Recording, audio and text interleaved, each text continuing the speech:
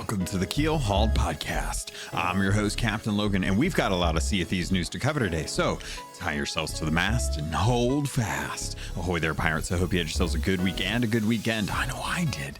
This week, it is the end of the month, March episode for the Gold Hoarders for Sea of Thieves. So those who are in the Patreon Captains tier are invited each week, or not each week, at the end of every month to come in to sit down to chat about Sea of Thieves, to get some opinions in here. We're going to be talking a lot about sea forts as far as, how people are liking them. We talk a lot about toxicity versus sweats. If you're not sure what I mean, we'll kind of dive into the terminology or the definitions for that, because it seems to be a pretty big topic going into the closure of Arena, and as a result, I think a lot of us have some feelings on that. So we're going to be talking about that, as well as some overall impressions and just a couple other topics that we dove into. So sit back, relax. It's great to hear from the Gold Hoarders. They are the patrons. They are the ones supporting me. And I would not be able to do this, or I wouldn't be able to actually go to Sea of Thieves Fest if not for them. And I gotta say, so far I am impressed. I am just blown away. Right now we are at 48 patrons, which I didn't think was really a possible thing to be doing, but that's where we're sitting. It'd be amazing to get to 50. I think we can do it. I think that's totally something that people would be up for doing, for as far as supporting me goes. I have no clue like how many patrons I'll be able to get, but you know what? I'm going to be making sure that every single episode the call outs come, and it doesn't matter if there's 50, it doesn't matter if there's 75 or 100. I'm going to make sure that I try and get everyone's name in here. And as a result, we have got some new patrons. If I recall, let me take a look here and make sure that I got this right. So yeah, we had some new patrons that we're going to be calling out. I'm going to call them out actually at the end of the list, because I haven't worked them into the list already. So we're going to go ahead and get to the top of the list, to the bottom list, and then shout out the new folks that joined up just in the last couple of weeks. So shout out to People's Republic, El Cute, Captain Hasco, Chateau Neuf, Cloud, Cosmic Johnson, Davram TV, El Jefe Esteban, Fallen, Fergatron, Captain Vane, Trickster, Jabaro 5, Kazia the Rogue, King Flameheart, Nightstar, Lumpy SRQ, Alcarian Darth, Dub Goose, Evil Morpheus, Xbox Mike 29, Munchie, Regis Stella, Savage Hamster, Norwegian, Tarnished Film, Tien Professor, Real Big Tuna, Uriel Canes, Big Bad Pad, Mina Fairy, Super Pack, Music Me, The Lore Chronologist, Deadeye Dre, Murphy Lives, Neon, Evil Martha, Peter Miller, Rooski Doo, Skinny Matt, Straw Hat Connor, Thor Von Blitz, Void, Windsor Chris, and Zam. Wow. Thank you all so much. And this week we have some interesting folks. I am very curious who this person is, because I talked to Caleb, and Caleb said that he did not pledge, which that's its own issue, but I'm gonna be very curious to find out who this Caleb is that subscribes. So thank you, Caleb, for subscribing to the Gold Hoarder tier. Scrummelt 666. Let me know how you pronounce that, because I'm curious. Is it Scummelt 666? Because I kind of like that better. And then Strange Stan is our other Patreon that joined up this last week. Some great names. If someone is trolling Caleb, I'm gonna allow it, I'll be honest. So thank you all to the patrons who joined up this week, in the last couple weeks, in the last couple months, to be honest. You guys are helping me get to SOT Fest. It's making a huge impact in what I can do there, and being able to make it there and get everything taken care of. It's really nice to have you guys support me that way. And I can't wait to meet most of you too. That's going to be really awesome. So SOT Fest is going on at the end of July. I'm going to be recording an episode there with Davram, panel or not. We're going to make it happen. So you guys are going to have a special episode that's live there. If we can get things going, if we can make things work out, I would love to get some folks over there to do like a Q&A, just to kind of sit down and chat with you guys, get some photos, do all kinds of fun stuff. I got plenty of stickers to give out. I've been talking and I haven't taken a break yet. But you know what? That's all in the future. You'll hear plenty of that in the future. Let's get into this week's episode with the Gold Hoarders. It was great to sit down and chat with them. We had some new voices. We had some old voices. We had some folks that couldn't speak because of allergies. It's great. I had a really good time. I love these episodes. I look forward to the next month's episode to see where everyone's at, especially if we get the new content coming in. I didn't spoil Adventure 2. I want to save that for next week because next week everyone should have an opportunity to have gotten into it. I want to dive into my feelings about it, how it's going to fit into the rest of the game, what it was like, and just some general feelings without spoiling anything now, but definitely next week we're going to be spoiling that. So if you want to get that done, don't forget you got 2 weeks to do it. There's plenty of other stuff that we dive into as far as like Heart of Fire and the book and talking about that and stuff. So we'll be covering that in this week's episode, and then next week's episode will be mostly about Adventure 2 and then anything else that crops up. So sit back, relax, enjoy this episode, and yeah, we'll get into it.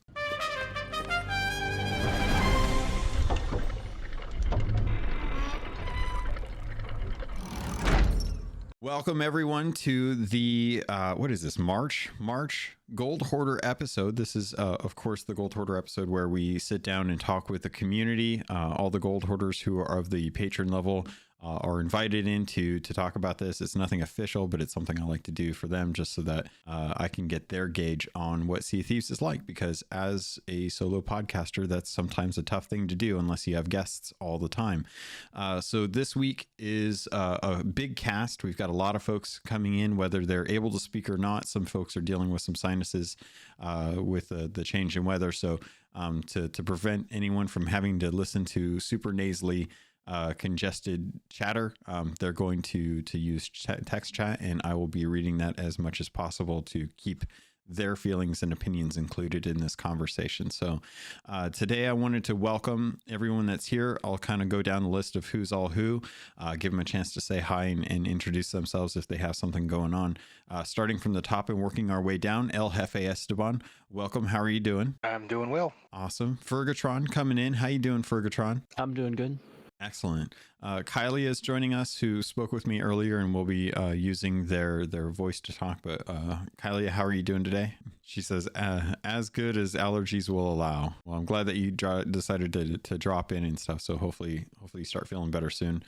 People's Republic, one of the newer patrons, but one of the longtime listeners and folks in the community, joining us. Welcome. How you doing? I'm doing well. Good afternoon. Hope everybody's well. Definitely. Regis Stella, as always, joining us. Regis, how you doing? I'm doing good. Excellent.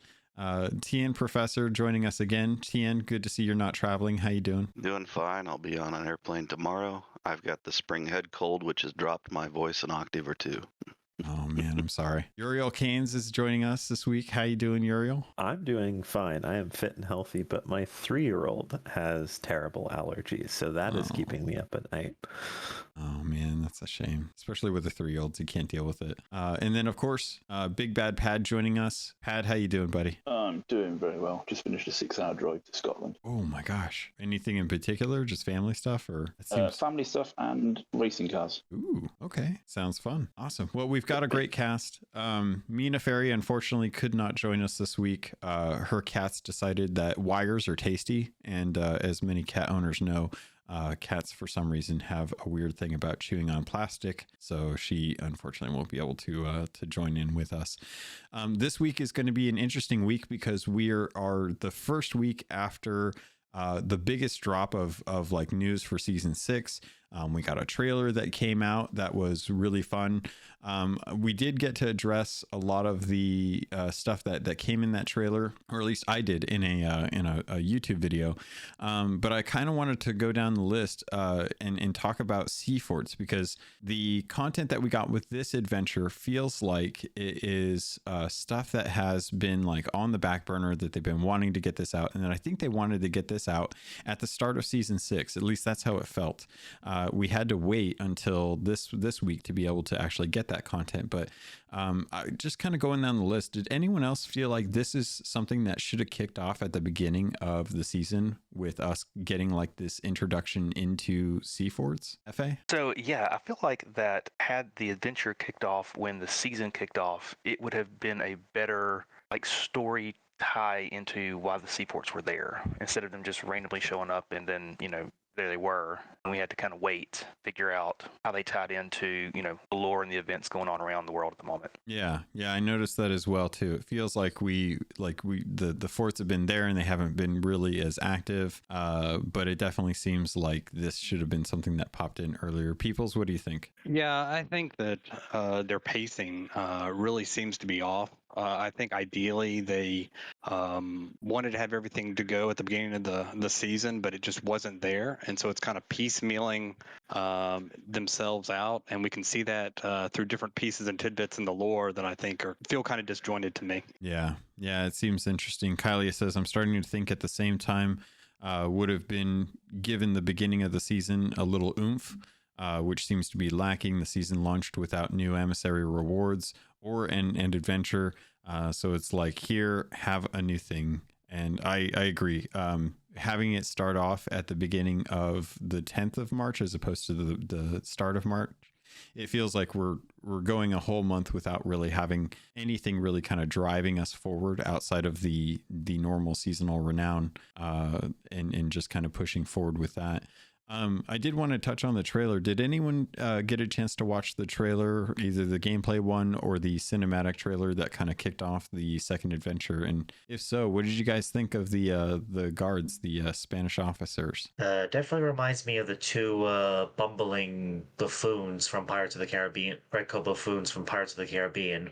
One questioning orders and the other one just like trying to, start an argument. Mm-hmm. Kind of got that feeling. Yeah, Professor? It did give a little bit of personality. A lot of the in-environment characters we fight don't always have a lot of game personality. I was hoping that there would actually be some more interaction while we were fighting them. I mean, I don't know that I want to be asked repeatedly about, my boat's insurance, but if they could have, brought in some of that character into the fight, I think it would have been fun. Yeah, I noticed that as well. Kylie says that she loved it. I thought it was something player made and liked the candor between the two officers. Pad, what did you think? I just thought it was funny that I didn't notice it myself because I've never played the game, but there was an Easter egg there to Monkey Island. Yeah, you're referencing the bald sailor or jailer is actually someone who looks uncanny, has an uncanny appearance or connection to one of the Monkey Island jailers in there, which was kind of funny. Peoples, what did you say? You had some thoughts on this? Yeah, I thought it was a bit over the top. I thought it was good. I think it gave a lot of personality. It was a little campy for my taste. I thought it was a little over the top. Do you think that they should have pulled back a little bit more or should have gone more serious in this instance? Because we did get the Wanda section there. Sure. No, I think they could have pulled back a little more or made it some of the jokes a little more highbrow.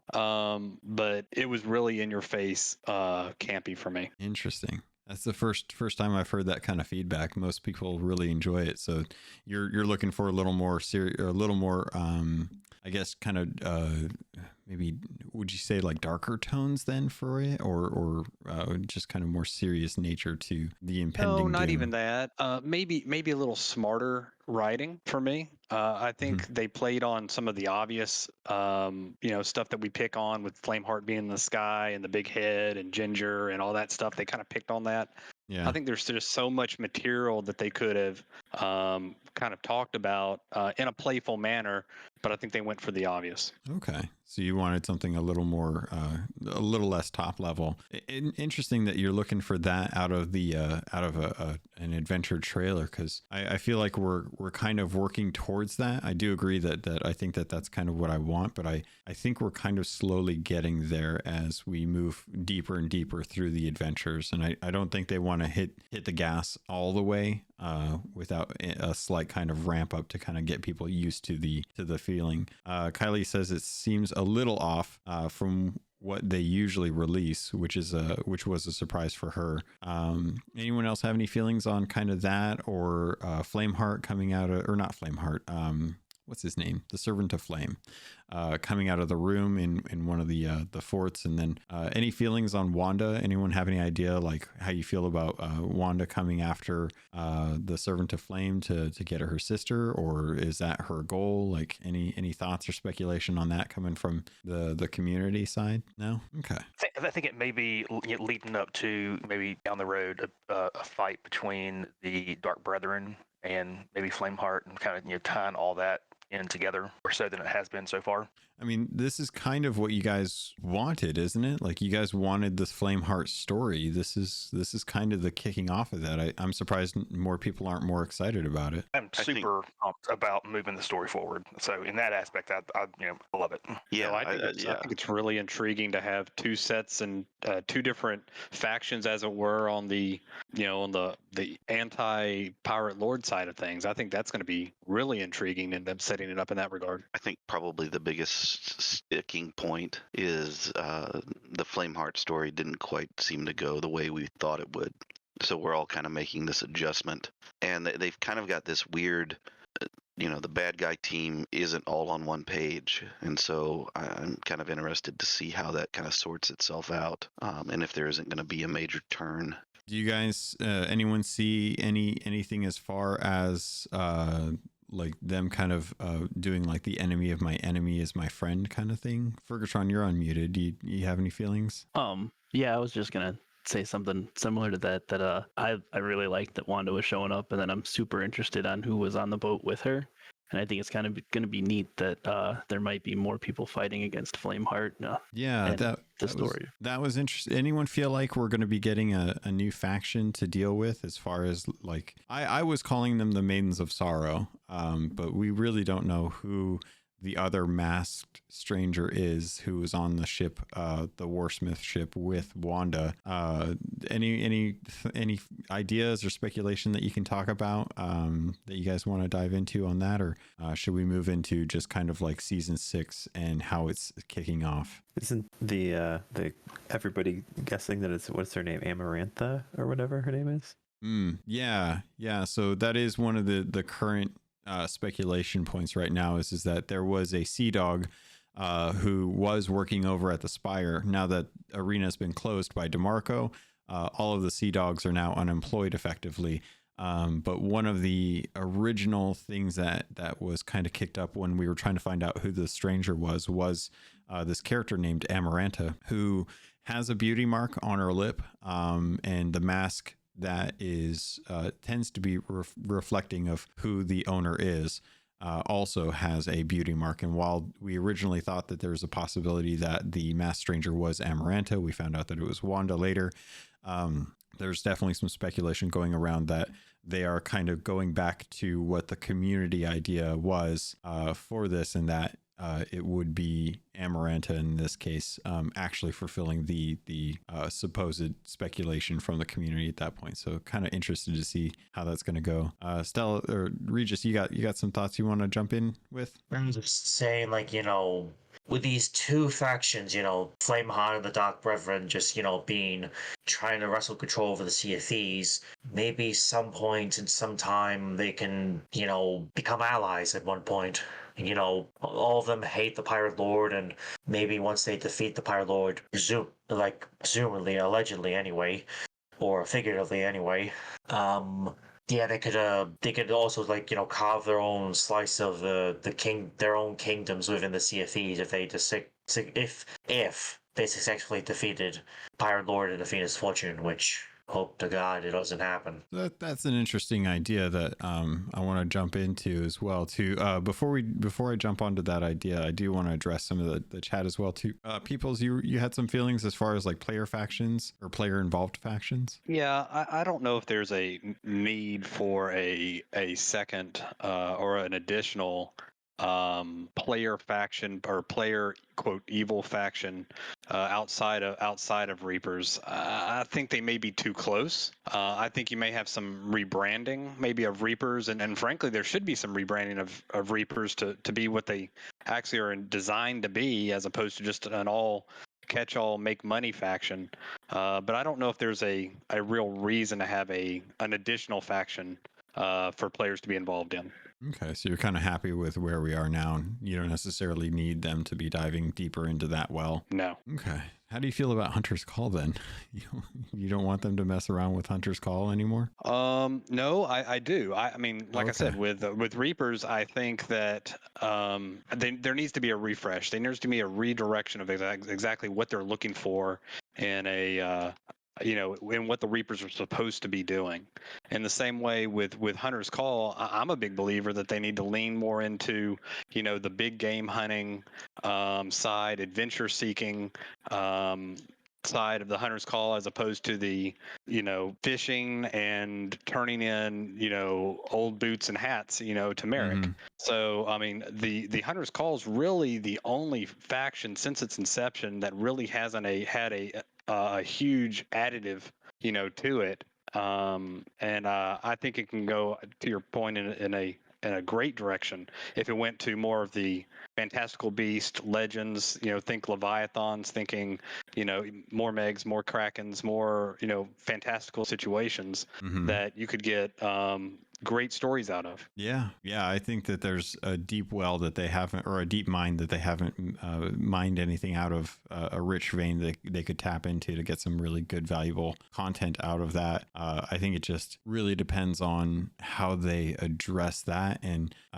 how they balance it with the rest of the world and the emergent threats. I think I saw a tweet from Joe Neat the other day how he got megged, krakened in a storm while getting chased by Reapers solo on a bridge. And it was like, buddy, that seems like you're setting yourself up for a hard day of getting rared. And it's funny to think about, like, what would a Hunter's Call with harder creatures out there kind of entering into that atmosphere or into that situation. I did want to bring something up real quick, unless someone wanted to touch on that. I just wanted to say it's good to know that the rare people get rared. That's it.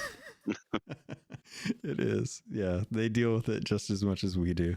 So I did want to bring this up real quick. I forgot that this was even announced because so much got announced this week, which is really weird to have a episode where I am completely focusing on one thing. There's so much to talk about, but we did get the announcement of the new book that we had heard about for a while, that it was in the making. It was very, very apparent that they were making a second book, but we finally got the announcement of Heart of Fire.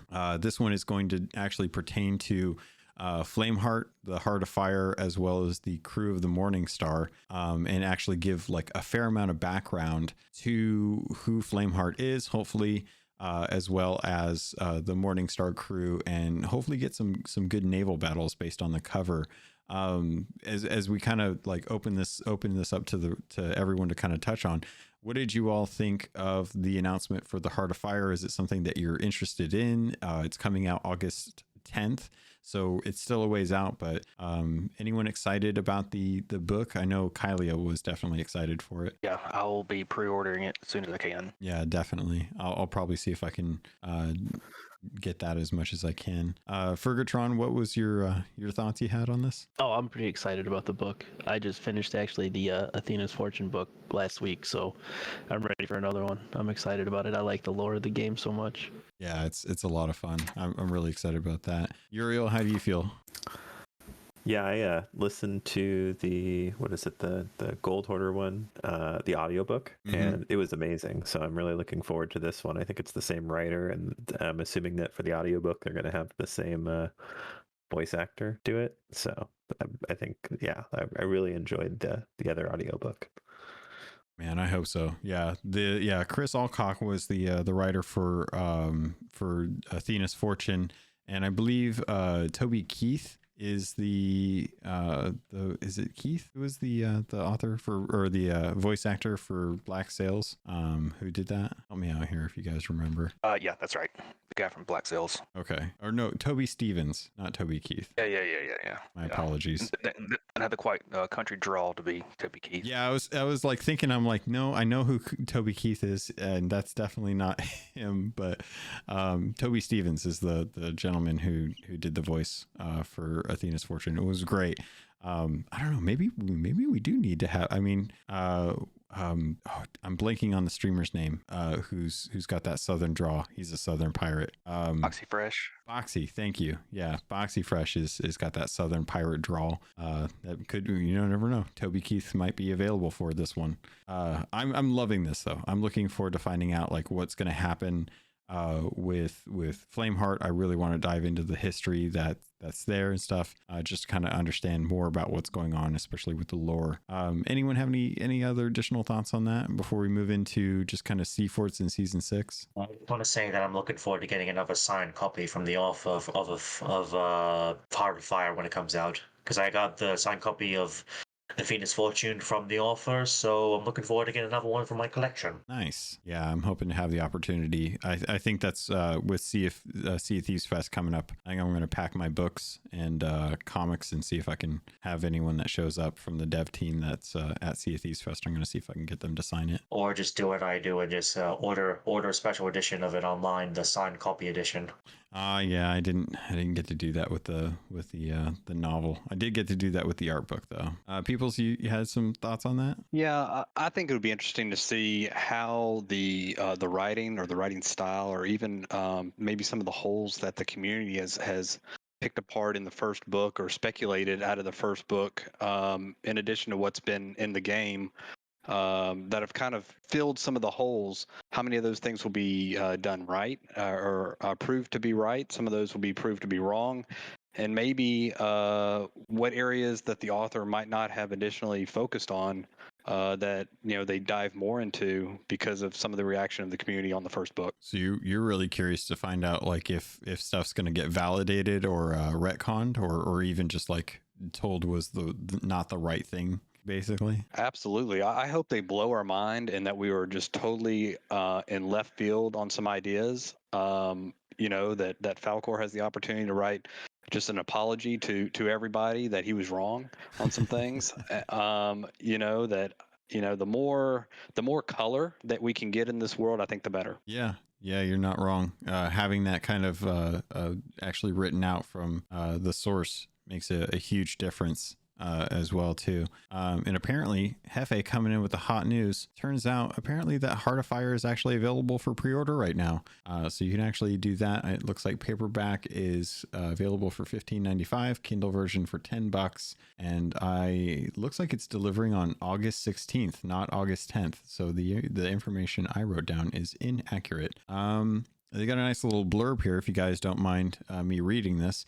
The Sea of Thieves is a world of adventure, a world of buried treasure, sea monsters, and of course, pirates. But there is one name that strikes fear into the heart of all who sail there. Captain Flameheart, dread pirate of the Sea of Thieves, is a ruthless warmonger and captain of the Burning Blade. Together with his skeletal fleets, he terrorizes these waters and seeks the insatiable thrill of battle. In desperation, the legendary pirate lord hires the crew of the Morningstar to stop Flameheart's reign of terror once and for all.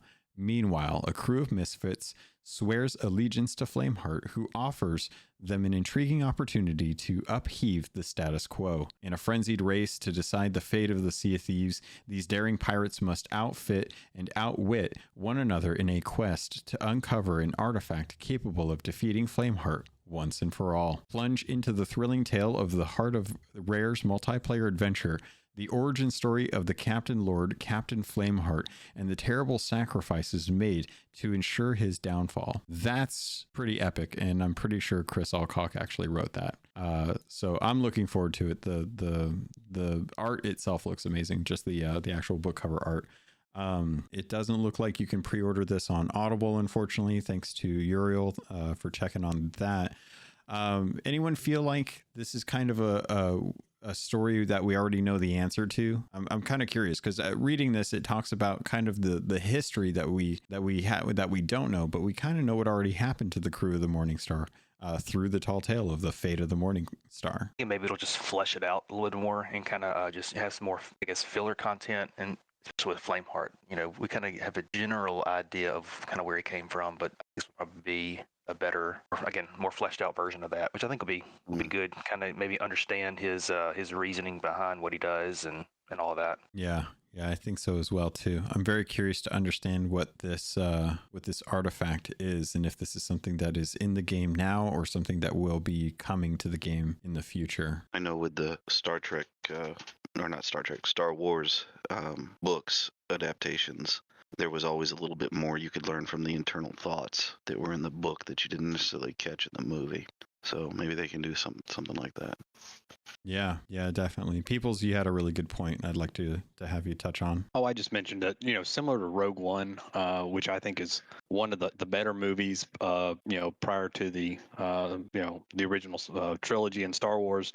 We know the ending, we know where it's going, we know where it has to connect, but the color, and we've talked about the color of what it really brought to the table, really flushed out that world. And I think this can do the same. Yeah, I'd agree as well. Uriel, you were talking about something in chat as well too? I'm just curious to see with this story. I think that with Athena's Fortune, they built out a lot of the story around, the Gold Hoarder and a lot of the immediate events around the Tall Tales. I think that when we read the Heart of Fire, I'm curious if it continues to focus intimately on the Flameheart story, or if I think it'll be telling because I think that Sea of Thieves has matured, and I think that as they continue to tell the story of Flameheart, I think that the design team, and you can kind of tell from the way when you hear like interviews with the developers, I think they have a much better understanding now of where the story is going to be going, 1, 2, 3 years in the future as well. And I'm curious, part of me is curious to hear this story to see if they do any world building setup for that in this. Yeah, the opportunity is definitely there, right? Like they have a chance to give us hints that could be a year away that we won't be able to realize until we actually start getting more pieces to this puzzle. So there's definitely an opportunity for them to kind of write in the future of the Sea of Thieves without us knowing about it, which is always kind of fun. I always like it when you have that moment in a movie where you're kind of seeing things happen, and sometimes you'll pick up on something and you don't think it's anything until you get further down into the film when you realize like that was actually a very pivotal moment, that because it was just so common, it was so innocuous that you didn't think much of it until way later in the history of the actual film. And same thing with the game. I think there's really a good opportunity. I hope that they touch on stuff that's happening now. I'm worried that the book is set in Heart of Fire and set in the past, and while it will help kind of illuminate a lot of the things that are going on in the history of Sea of Thieves, that this is technically something that takes place after we've arrived to some extent. I hope that it really does kind of set a path forward to kind of what we can look forward to, like you're saying. Well, Athena's Fortune was too, but then it also would jump forward to Lorena in the present, so it would also jump. It was focused on the past and the present as well. So I'm curious if they do the same thing. Yeah, me too. For those that actually got a chance to read the book, how did you guys feel about that? Did you like how it kind of went from the past and the present, and then eventually kind of merged towards the end of the actual book? I did like that. I like the fact that you kind of had two very separate storylines, but in the end kind of came together, and I like the back and forth, time jump. It kind of kept things interesting. Yeah, I definitely appreciate it. Fergatron, you said you liked it as well? Yeah, I liked it a lot. I liked how it went back and forth. The only thing I didn't like was that the chapters were some names throughout the whole book. Kylie is right, something as well too. So the pacing was kind of fast towards the end there. Yeah, it did kind of feel like things were kind of moving at a breakneck pace towards the end there. She says, so much came together so fast that it felt rushed at the end. I wonder if it was rushed. I may actually write out or reach out to Chris about that and see if that was the case, or if he had as much time as he had, because that book, as far as we know, that book was finished before the game launched, but then it took about 8 months for them to get it actually published, or 7 months, I think, before it got published. So I would be curious to talk to him about that. I'm hoping I can get him on the podcast, actually. That's kind of one of the goals that I have for the show, is I want to get him, as we get closer and closer towards Heart of Fire's launch, I'd love to bring him on as kind of like a retrospective for Athena's Fortune, and then kind of like what we can look forward to with Heart of Fire, and potentially like the future of the book series and stuff. So hopefully that works out. I got to talk to him about that, and Rare as well. Anyone have any ending thoughts on this before we jump into season 6, because we did get a question in from Tarnished Film that I wanted to address, because I think that's something that we've all kind of experienced, and I would love to get some feedback on that as well. But anything before we jump off of Heart of Fire or any of the things that we talked about previously? Ahoy there, pirates. This is the ad for this episode, and I did want to let you know if you wanted to avoid these and just get a regular filler, you can head over to the Patreon. There's a special feed just for patrons that get the ad-free version. If you want to keep listening, though, I can't say I blame you, because this week I want to let you know about Loot Crate and getting 15% off of most crates and crate subscriptions when you use the link and code RobotsRadio in the show notes. Also, you can head over to audiobooks.com, get your first 3 audiobooks for free, and that can include any 2 VIP books, or use the affiliate link for Green Man Gaming. If you're a PC gamer or you'd like to save money on games, it's one of the benefits of being a PC gamer. Head over to Green Man Gaming. You can get codes for Steam, Epic, any of the different stores that they have deals going on. They have deals going on all the time, and if you plan on buying there, please consider using our affiliate link. All of that goes straight to me through the network. Thank you all so much for everything that you do to support this podcast. It means the world to me, and I continue to try and improve the quality and content for you. With that, pirates, let's get back to the show.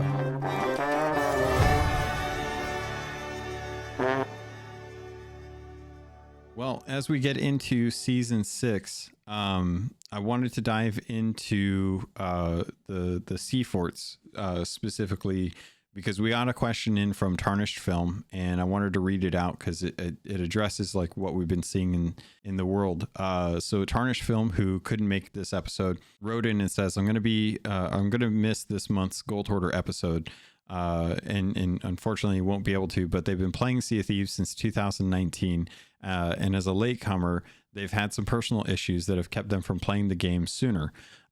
They still want to contribute to the topics that we're going to be talking on, and simply ask if everyone else is noticing a major increase in Reaper emissary ships on the servers this season. And not just your regular Reapers, but sweat lords that are going to come after anyone for any reason. They don't care if you have loot or even a flag. They've been everywhere, and man, they are salty. I have a theory that we are seeing all of the arena players make their way to Adventure now. He says that he's not complaining. I just know that for 2 nights in a row this season, my crew has found itself sword lunging from a moving ship as it crashes into the outpost to lower the flag as we were about to go offline for the evening. So I wanted to open this up to folks to kind of see. Sea forts have been kind of the new thing to go do. I wanted to get some thoughts on the kind of the sea forts in general, just how you guys are liking them. But Professor brings in a really good point that I wanted to talk about a little bit about what I consider and define a sweat lord versus a toxic player, because I think that there has been some discussion as of late about those two words being conflated, and I tend to look at those as two very different things. So to kind of lay out where I stand on this, and to kind of give you guys a basis of understanding to kind of talk on, when defining a sweat lord versus a toxic player, a sweat lord is someone, to me, who is just very driven in what they're doing. They are very ruthless. They're going to do exactly what it takes to win, regardless of how hard they have to work to get that done. Whereas a toxic player may not actually even be a good player, but everything that they are doing is doing to disrupt the natural gameplay flow of going out, hunting ships, sinking them. And when they come in contact with ships, they are specifically using, they're using abusive language. They're using exploits for spawn camps. They're disrupting the natural enjoyment of the game, win or lose. And I typically you look at toxic behavior as something that someone is going to be doing that is edging on something that would be bounable. I think you can kind of smack talk people, and I don't think that that's necessarily good sportsman behavior, but it's on that edge of like a toxic player. So I wanted to kind of go down the list and just kind of get some general definitions from you guys, all about what you consider like the difference between like someone who's a sweat and someone who's a toxic person. So Hefe, I know you had some thoughts on this. Yeah, so based on your definition, my crew, we are sweat lords. Okay. And we're, I mean, we're driven in what we do, and we don't always win. I mean, stinks happen, and it's a good thing. It teaches you humility and defeat and how to get better and all that. But absolutely, there's a very big difference between a very driven player and then a toxic player. So we here of late, we have picked up the terminology of sweat stains. So a sweat stain is going to be a toxic sweat lord.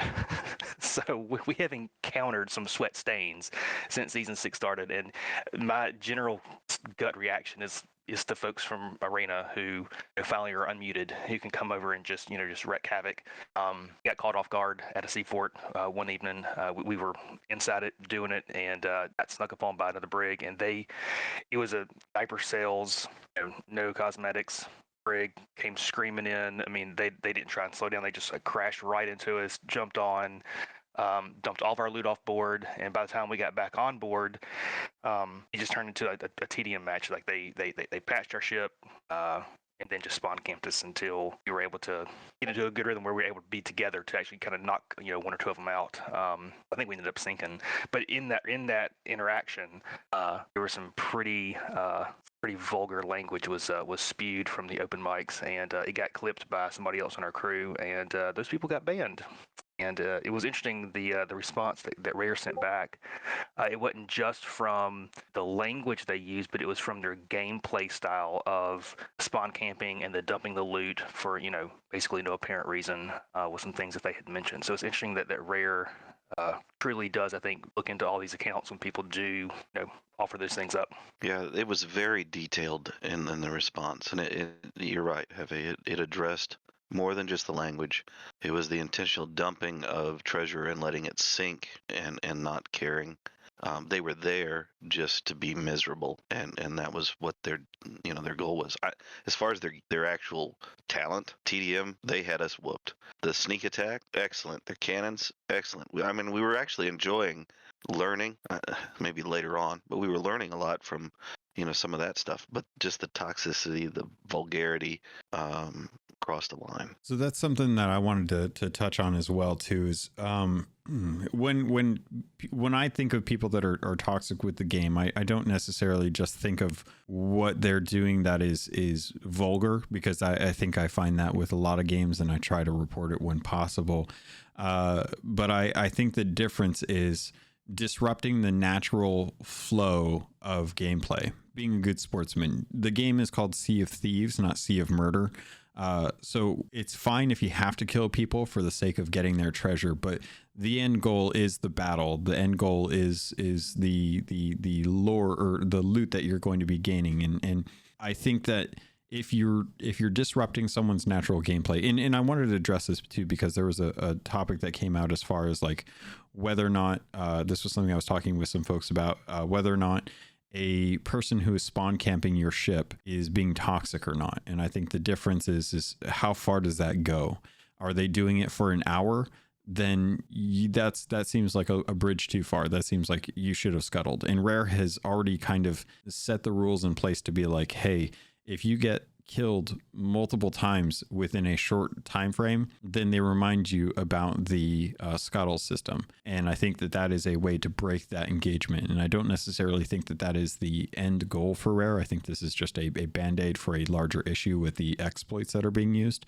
But anyone to me that is being vulgar or exploiting, those are the toxic people to me. So I don't think if it takes a little bit longer to get treasure off of a ship and you're trying to get supplies and you have to kill them a couple times, I don't view that as toxic. I view that as a necessary evil to get what you want, because there's no way to tell people to lay down their arms. You can't tell them to put their sword down. If you could disarm someone, then I think there'd be a little bit more communication between crews. You could ask for a surrender, and if a crew surrendered, then they would be forfeit of anything that was on their ship, but they might actually get to keep their ship. So I'm kind of curious. People jump in here because you wrote out some stuff as far as your feelings go. Yeah, I mean, there have been toxic or abusive people throughout the entirety of Sea of Thieves, and Sea of Thieves is actually much calmer than some of the other things. And on the front end, I'd like to say that there's never an excuse for someone receiving verbal abuse. I mean, that goes without saying. But I do think that we're kind of on a convergence of a couple things right now that have really heightened that. And things I laid out was, like was said, the closing of Arena where people weren't able to talk before, now they're able to talk. The fact that, the new embassy ledgers are not open yet, that doesn't happen until, April 1st. And then that, not all the activities are active in Season 6 yet with the Pirate Legend, voyages and things like that, that the activities in Season 6 right now are kind of hollow. Or easily done in quick fashion. So there's a lot of idle hands out there that I think have kind of have caused this. So I think those are some of the things that have kind of led to it. And going to your point, I don't think there's a difference in being aggressive and being toxic. I think that you can definitely attack anybody for any reason at any time. I definitely think that you can kill people on a boat while obtaining their treasure or getting their supplies. It's the point that you're doing it for sport over and over, that you're being a bully over and above what is normally there, is that I start having a problem. But my crew is, I appreciate you saying that, quote, sweat lords don't have to be good, so that lumps into my crew. So I would say that we're as aggressive as anybody. I think that Xbox players are at a disadvantage because they can't cross-talk with a lot of things to talk out some things to communicate.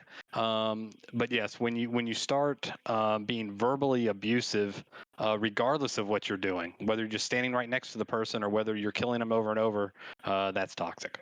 Yeah, I'm right there with you. Kylie wrote in and said that she and her crew have discovered that the beginning of the season brings many players back, including the undesirables. So we tend to do tall tales, fishing, listerines, which, if you're not familiar, are the breaths of sea for the actual shrines, and other non-season oriented activities for the first few weeks, and let them get it out of their system. Which I think is a really valid way of going about it too. Anytime there's a content drop, you're always going to have a lot of interest in that, which is good for a business. But as far as the long-term fans, you're going to see a lot of new players and a lot of people that want to come in and take advantage of people who are checking out the new content. You get a lot, which honestly is a valid thing to do. If you're a reaper and you only reap, and you want to go out looking for other reapers, or you want to go out looking for flags, new content tends to bring in a lot of emissary flags, and especially with new emissary rewards. So I see that, and I think I echo people's in this instance, that it really is just a matter of how do you conduct yourself. Are you playing with a sense of respect? Are you playing with good sportsman-like behavior? Because if you're not, much like real sports, you get banned. You don't get to do that thing unless you just are ungodly good, at which point a lot of stuff gets overlooked, and including abuse to women. But that's a whole nother thing. Thanks, NFL, for bringing that into my life. So with Sea Forts, I wanted to oh, sorry, I got a couple people unmuted here. Tien, did you have something? And then Uriel, let's get you after that. I think you've nailed it with the intent. I mean, any of those activities, including spawn camping, can have their legit reasons. I really do think you have to decide what your limit is going to be, and when it starts ruining your enjoyability, when it starts tempting you to act unsportsmanlike or to begin to try and meet verbal abuse with your own verbal abuse, you're only playing in to that negativity, and it is time to scuttle. And we've done that we've scuttled and said, you know what, it's a good night. We're done for now. We'll come back tomorrow. But you really have to understand what your limit will be, and don't allow them to get into your head and start playing their game instead of you playing your game. Yeah, that's a really good point to make. Uriel, you've been unmuted for a while. Let me get your thoughts in here, and then let's get Fergatron jumping in after that. Yeah, so what I will say is this. My perspective on Sea of Thieves is comparing it to just about any other game that I've played with a first-person combat mechanic. I think it's important to note that while we kind of go through these sometimes ups and downs in terms of toxicity, I still feel like Sea of Thieves is less toxic than at least any game that I have played with a first-person combat mechanic. I spend a decent amount of the time, maybe I play a little bit unconventionally, but I tend to go around and try to create server alliances quite a bit. And I find that there's still a significant number of kids and, dads with their kids and friends groups playing in a way that I think is maybe not always characteristics of other games. And I think that these kinds of casual players that you see, at least I see pretty frequently on Sea of Thieves, I think that these are the kind of players that there's a lot of them numerically. And if you look at like the number of players that maybe log on to the game at least once in a month, but these are the kinds of players who they don't put in as many hours as the Sweatlords. The Sweatlords are maybe 1% of the player base, but they're playing 50 times as many hours. So it's one of those things where it's tough because when you bring out new content and you give things for the Sweatlords to do, you can sometimes see very sharp spikes in the ratio of players that you see on this, like the amount of hostility that you see in practice on the seas can kind of vary pretty dramatically. But the overall experience that I kind of see in general is that I feel like the level of toxicity in Sea of Thieves is still significantly less than, again, comparing it to any game that I've played with a first person combat mechanic. That's true. And I think you bring in a really good point is that this is a matter of perspective. There's reasons why I don't play Call of Duty too often, and definitely not with open comms, because when I do play, it's usually terrible. Same thing with Halo. I hate playing with those communities. I like playing those games. Same thing with Heroes of the Storm too. So many times people are far more toxic than in Sea of Thieves. I think Sea of Thieves has definitely got a much better ground for offering a better play place for people to bring in people who aren't. So I'm glad that you bring that up, because as we kind of talk about toxicity in Sea of Thieves, I think the goal of the conversation is to try and do something that tends to happen around this time of year. I don't know what it is, but it happened in 2019, it happened in 2020. I can't recall if it was like this in 2021, but here we are in 2022 and we're back on the same conversations.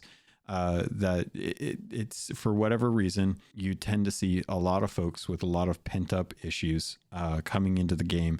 And Sea of Thieves has done a really good job over the last 4 years of trying to stifle that and push that out as much as possible. And I think Rare does a good job, or as good as they can, with the team that they have, to try and live by the pirate code and to try and change the game to reduce the amount of toxicity that can be done available. For so long, we had no way of kicking someone off a ship, and the only thing you could do is brig them, and you felt bad because they wouldn't leave, and then they would get toxic about it, and they'd play music, or they'd make noise the whole time or talk, and you couldn't do anything about it. And then eventually, Rare worked out how to do closed crews. So I think Rare sees the stuff that we're talking about, and that's why I'm glad that we're talking about it.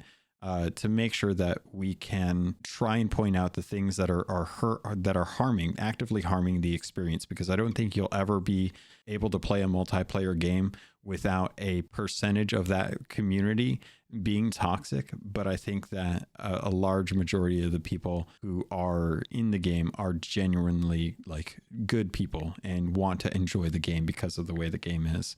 But I've been talking for a bit. Fergatron, I wanted to go back and touch on something, because you were talking about the scuttle reminder and how that helped you. Yeah. At first, when they introduced that, I was like almost slightly irritated, because my crew and I are pretty much fight till the bitter end kind of people, and the other day I was sailing with my crew member Nocturnex, and we were fighting, and then I realized they were fixing the boat, and we're hearing the sword swipes and the black screens, and I was just like, man.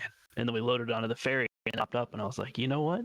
I think it's time to scuttle. Let's just do it. They're just gonna keep doing this over and over again. So it's funny how now I appreciate it with that view on it popping up. Yeah, definitely. Let's get into some of the chat that has been rolling as we've been kind of conversing. So let's talk about kind of going into this. Thanks to TN for kind of confirming that, yeah, Halo and COD are horrible when it comes to that. Pad, you haven't really had a voice in this recently, but let's get your thoughts in on this. I'm trying to keep quiet because I speak a lot of the time. It's just obviously, yes, different people have different ideas on what toxicity is. I think in this group here, I think we are pretty much agreed on what is and what isn't toxicity.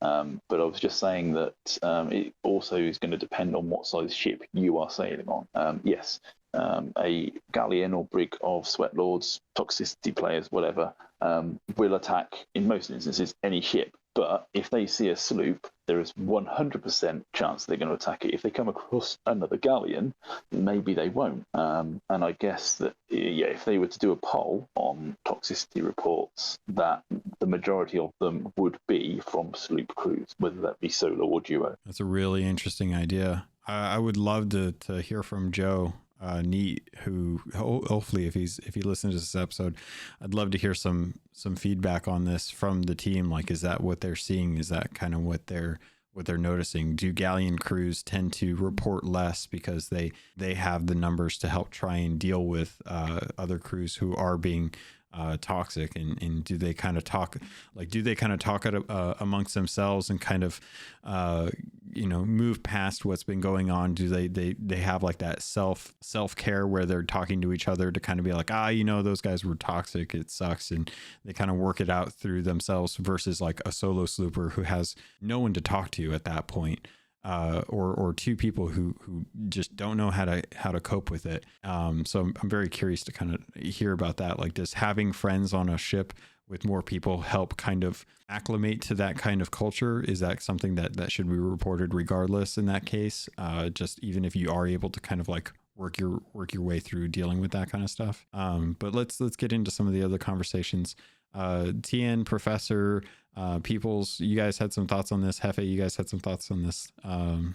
We just, to be fair, we shoot at everybody. That's a good point. We're just gonna spread cannonball love everywhere. I do think you're right, though. I play differently when I'm with my crew or with people, other people. I'm not as a nervous player. I feel like a little chihuahua if I'm solo slooping. Heart rate's always constantly going. I'm constantly running back and forth, checking the horizon, checking the ship.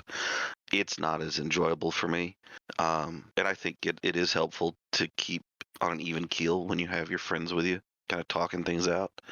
And it does make me wonder, how many of those solo sloopers are doing it because they just generally enjoy being alone, or if they just don't feel they've found other people to sail with.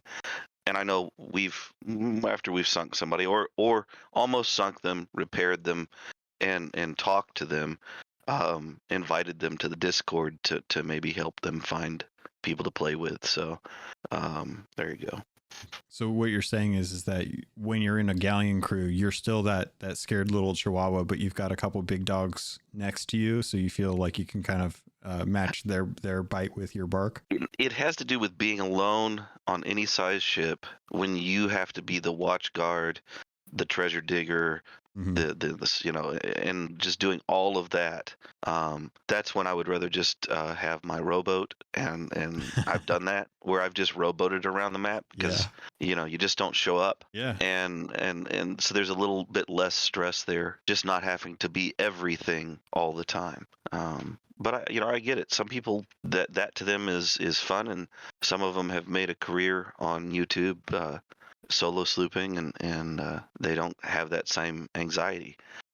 Hefe's admitted when we play Halo, he can't sleep for 2 hours after we play it because the level of anxiety that gives him is different than the level of excitement that playing Sea of Thieves gives him, where I'll play Halo before I go to bed. I think for me definitely, and maybe you all can kind of attest to this or give some thoughts on it. I'd be curious to hear.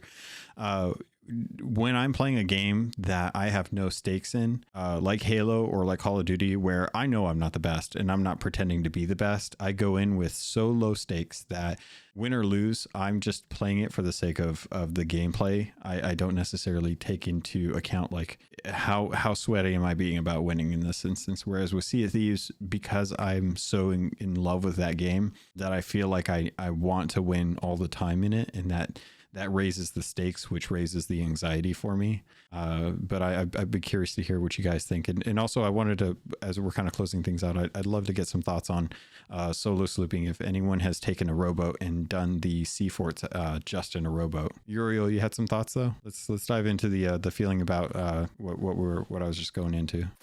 Oh, just saying I agree with you. I get the same thing about games where, like, you know, if you're just kind of playing it casually, like you said, you can go to sleep on it. You don't stress out about it. But if like if you're really sweaty, if you're taking it really seriously, there's a little bit of anxiety there. Yeah, it messes with me. Fergatron, you said you play COD as well? Not that much. I when I do play it, it's usually my friends like, hey, come play with us, so it'll knock us down into an easier lobby because I have a horrible kill death ratio. I think of the kill death ratio is as long as someone dies, even if it's me, the ratio is still good because at least there's still deaths, whether I cause them or I am them. Yeah, if I get a kill, I'm usually ecstatic in the chat. It's funny. Oh, it reminds me of God of War for some reason. I don't know why. But okay, so Peoples, you said you finished all 54 or all 50 forts needed for the commendation. Yeah, I finished my last couple last night. Nice. And I'm the one that's I'm very goal oriented, very much driven towards things. People would laugh in this chat here about my organization and kind of what I go after, and I'm one of these people that like to see a check mark, next to a thing. So my crew only sells 3 days a week. Normally, I only sell 3 days a week. Sometimes they want to do other things, and so sometimes I drop off the back of the rowboat. So that's kind of how it is. And what I found is, it's a real easy event. By yourself, you can get it done.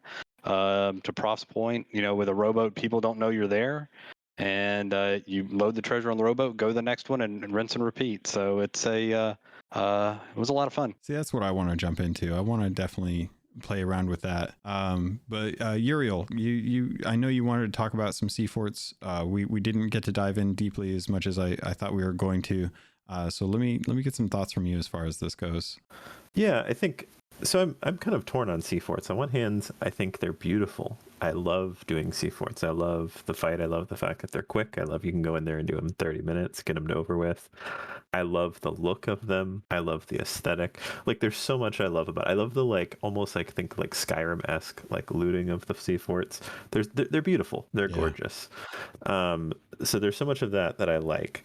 I think though that and when your episode with Fuzzy Bond, I think you did a really good job of describing sea forts as being another plugin update. And I think that the more that I thought about it, it really rang true to me that this is another plugin. And I think that I'd really like to see as the game goes forward, which is something like we saw with the last update, skeleton ships came back. They were removed. The fact that you can remove something like skeleton ships and then just bring it back and it essentially has no impact on the game tells you that is a plug-in feature. Mm-hmm. And when you look, there's so many plug-in features to the game. I just would be interested. I feel like it's almost like they're giving us they're setting up all of these beautiful little pieces. It just would be interesting to see them integrate them more. I don't know. If you look at even the quests that we have, the voyages, mm-hmm. they're based on what was in the game basically at launch. At least most of the base quests. What if they came out with new voyages that took you to sea forts, that took you to shrines, that had you bury treasure and do all the different things that they've added to the game over the last 3 years. that I guess that's kind of my feeling toward it, is that I just would like to see the game feel more integrated, as opposed to a plugin. Even though they're beautiful in their own right, but it is another plugin update. It's curious that you bring that up, because we did actually see that recently with the level 75 Ghost Fleet voyage for Order of Souls, with the world event of Flameheart going away for the time being. We saw that functionality be pushed out towards the Order of Souls mission, which helped kind of rope in some of the lore, some of the world event into that instance. And I could definitely see something like that happening with Ashen Winds as well, as a world event. I could see that with the skeletal fleets, with merchants and having to protect a ship against skeletal fleets. I'd be curious, because I definitely see where you're going, where you want to have the voyages feel like they're the driving force for what you go out and do. But I also do kind of like the idea that these sea forts are out there. They've got a multitude of treasure, and you don't necessarily have to subscribe to just one type of voyage to go do a sea fort. You can go do a sea fort regardless of, even if you have a voyage, and still earn some sort of or get some sort of value out of that monetarily as well as experience wise. Do you think that they should look to world events as being something that's persistent forever, or what do you think of the idea of them being something that is for a time, but then eventually get turned into a voyage for the trade companies? Well, I'm not wanting to get like necessarily stuck on voyages per se. I just think that it's almost like they've given us a bunch of different, like, you know, colors on a palette, a bunch of different like paintbrushes and tools and things. It's like they could start using these things kind of, I feel like, together to paint a picture with these things blended together a bit more, whether that's adventures or voyages or different ways. I just think that there's ways they could integrate these features to make them more interesting. I guess is just my feeling on it. Do you feel like the lore isn't a good enough narrative thread to tie these elements together, with the sirens coming in with the pirate's life, and then tying that to shrines and treasuries, and then having the story shift from there, where now we're dealing with Wanda and these forts and having to cope with Flameheart? I think it is. I think the lore is a good means of tying it together. I think my only, I don't know if it's a complaint, the thing is with the lore stuff is that you do it once and then you're done, right? It's an interesting adventure. I love Pirate's Life. The game gives you no real reason to repeat it, if that makes sense.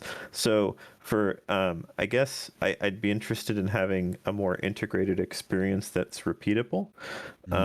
Is I guess one of the I guess would be some of the things. So, and I think that potentially they're headed in that direction. I think that potentially they have this coming down the line, but yeah, I think that it's just something that I'd like to see. Okay, so you definitely want the world to be enriched as a result of the story, not just having story elements added that then could be used later, but aren't something that really kind of make the game better overall as a result. There was a lot in that line. But sorry. Yeah.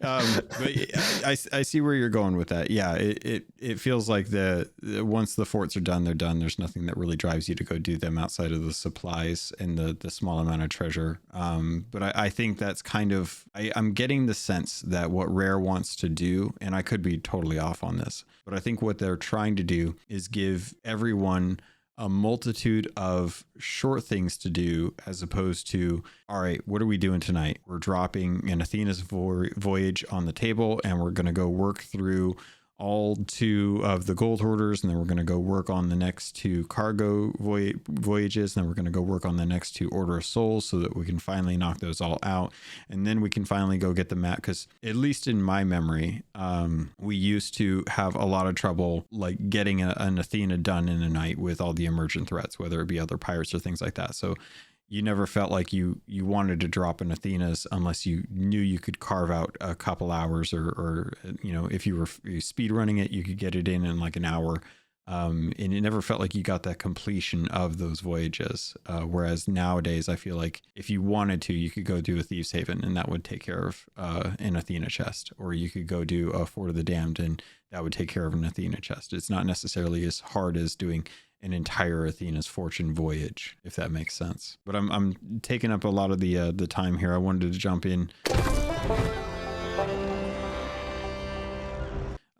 Did anyone else, Professor, you had some thoughts? People, you had some thoughts about like the forts and missions? Yeah.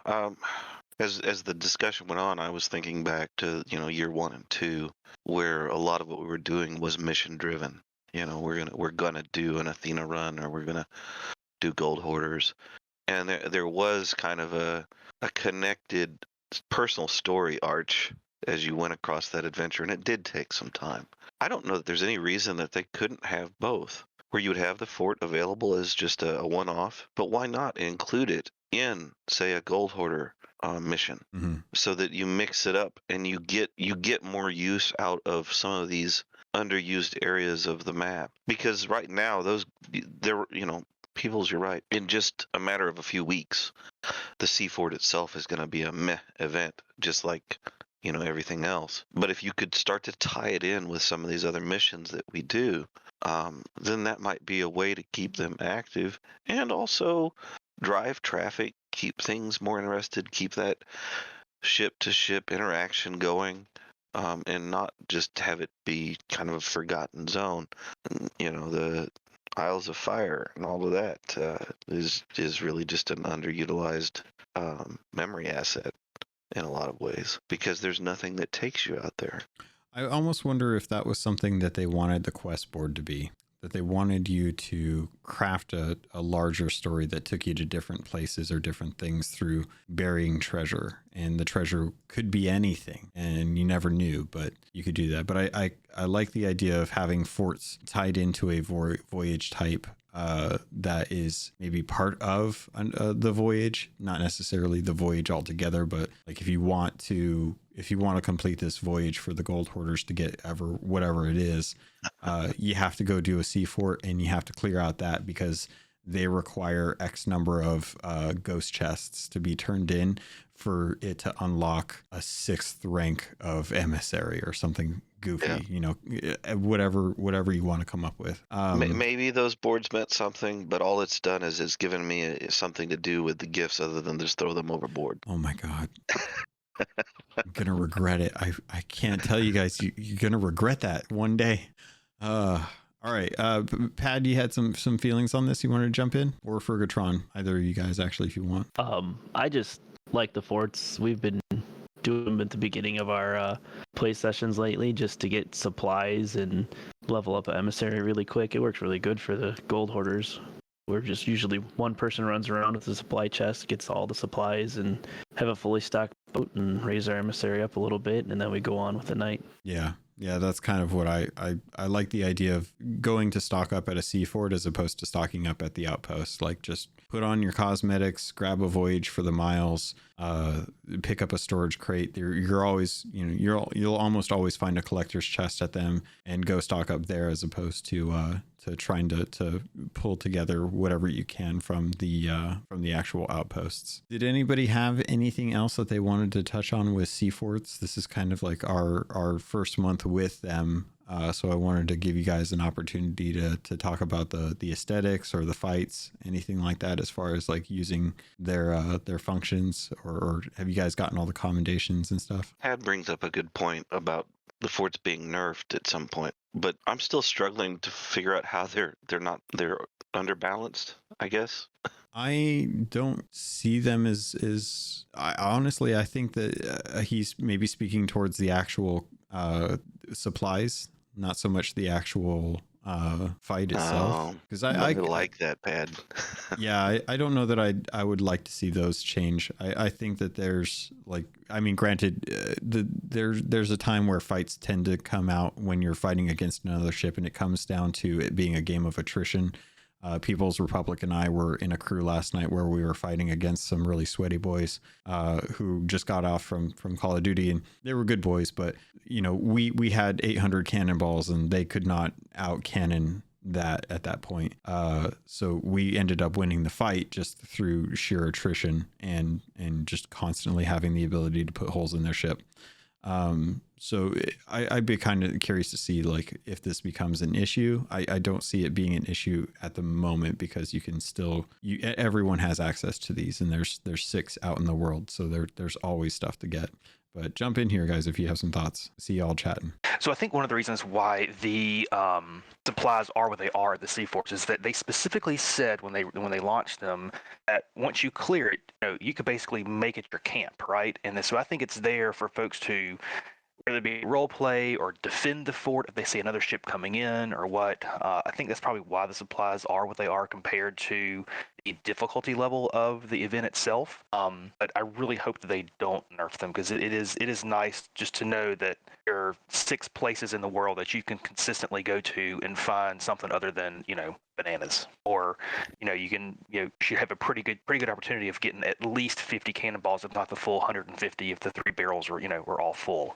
Yeah, I will say if they're gonna make that into a game event thing, they've got to make those cannons more useful. They have a horrible swivel range. Yeah, that was one of the issues I noticed was the cannons themselves don't lend themselves very well to being able to get those shots in when you want them to count. Yeah, so if you notice those cannons, it's the same cannons that's on the cannon rowboat, so their arc movement is much smaller than that of the normal cannons on the ships or on regular forts.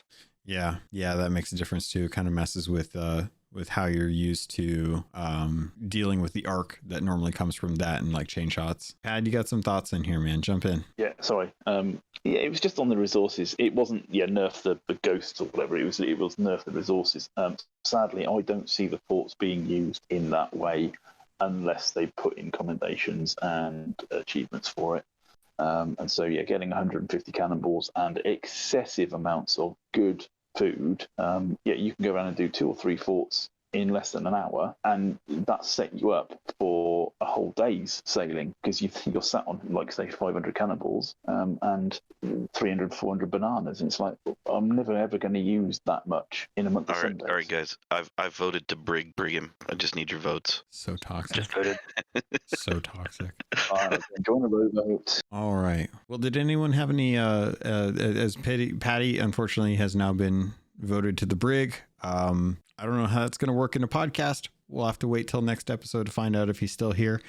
But with that, I think we've covered just about everything. Does anyone have any parting thoughts or anything as we kind of wrap up this episode? I wanted to get us, because we had some more folks, I wanted to get us in a little bit more time to be able to get some feelings, because a lot happened this week. But as we kind of move out, any parting thoughts about so far, or any excitement towards the Pirate Legend stuff that's hopefully still coming? Uriel, jump in. Just wanted to say I love the Spanish cosmetics. I thought that those were really cool rewards, free rewards. Yeah, I love those as well too. Yeah, they hit those just spot on. I love the black and the gold. I am a little bit still questioning the other cosmetics, the Plunder Pass Season 6 stuff, the bunny cannons, and I love cherry blossoms. I got to go for my Japanese heritage, but that wheel is horrid and it blocks your entire view. But the capstan's okay though, right? Like, we get some koi fish, right? I actually don't like most of the set, but I actually like the wheel and I love the capstan. The wheel and the capstan are the 2 pieces that I actually thought are really good. I threw that wheel on and people's started swearing at me because they couldn't see anything. I got a lot of laughing out of it, but no, you're right. The capstan is. You're literally swinging a tree around as you're steering. The capstan's great. I kind of got there and just gave myself a moment of zen as I watched it drop the anchor. It's great. Awesome. Well, you guys are talking about the music too. Love the music. Robin obviously absolutely killed it. I think the music has been amazing. I would love to have the music just on a button that I can press whenever I want, not necessarily like if I could choose the music that I play the game to, whether it be a skeleton fort or just regular voyages and stuff, like, man, yeah. And that's another thing too. People's Professor, you guys talking about this. I want to have one of those trumpets as a musical item in the game now. Like I want to be able to play one of those trumpets. Like give us the trumpets, give us the Spanish guitar. Like let's get those instruments into the game. I now want to have a horn player follow me in real life. Just anytime I enter a room, just play that in the background. Mariachi band just kind of chilling with you all the time. That's right. I need to write it in my contract.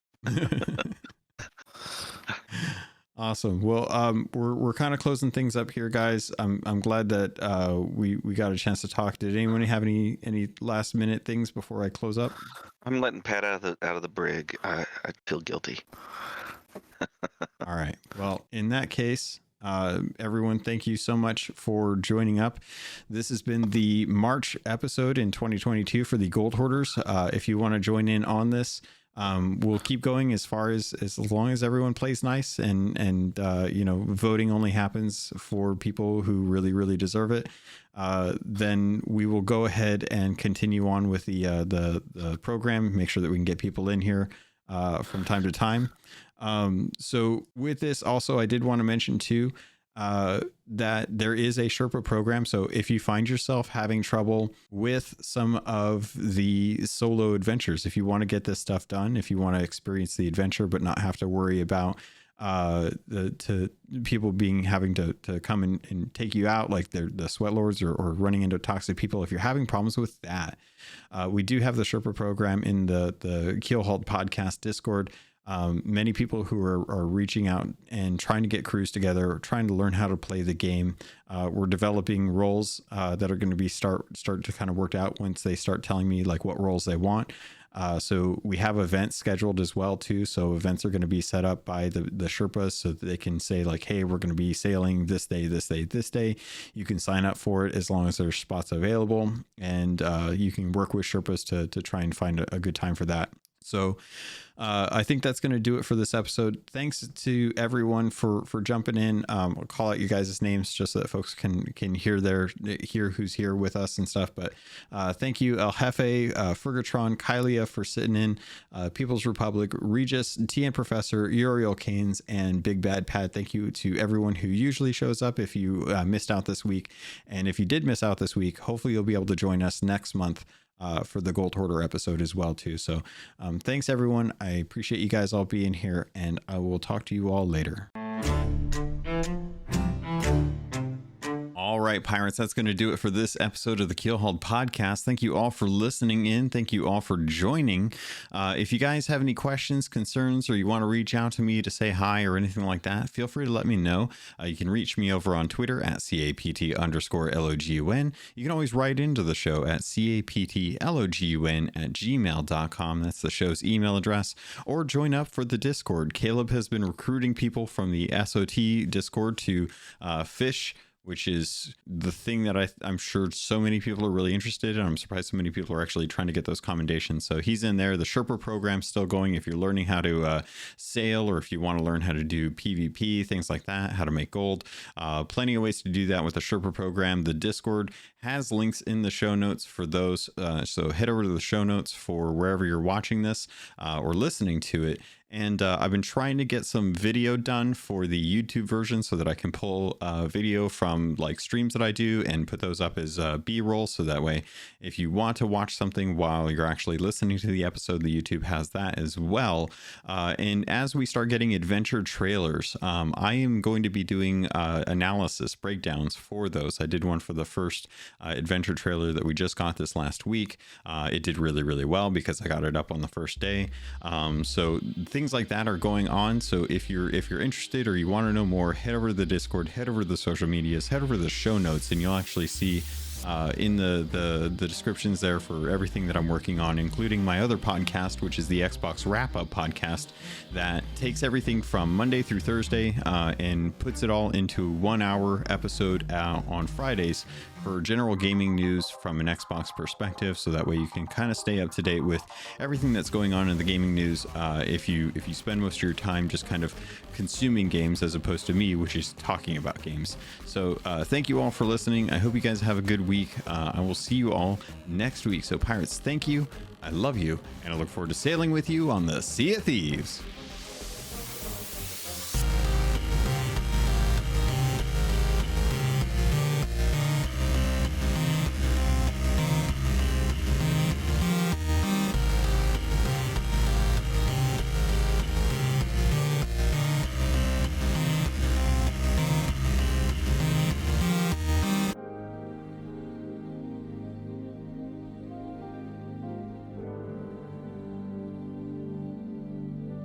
You've been listening to a Robots Radio podcast.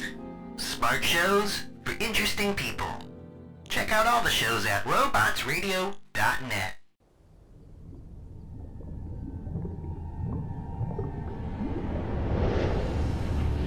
Nominated in New Jersey's Here Now Audio Fiction Festival 2020, it's BioShock, the Midnight Series.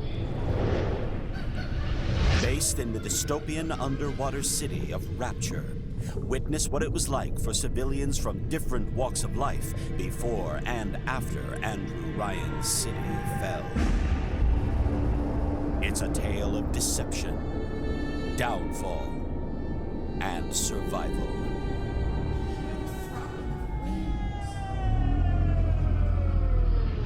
BioShock, the Midnight Series, a podcast by Preston Hardin. Listen on Spotify, Apple, or wherever you get your podcasts.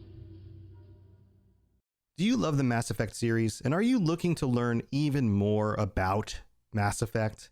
The things that you didn't even know that you didn't know? Well, this is your host, Tom, or Robots, and me and my co-host N7 Legend do a show called the Mass Effect Lorecast. It is available on whatever podcatcher you're listening to this right now. We also do it live on twitch.tv/robotsradio, 10:30 Eastern, 7:30 Pacific on Sunday nights. So go look it up right now, the Mass Effect Lorecast. We'd love to have you join us.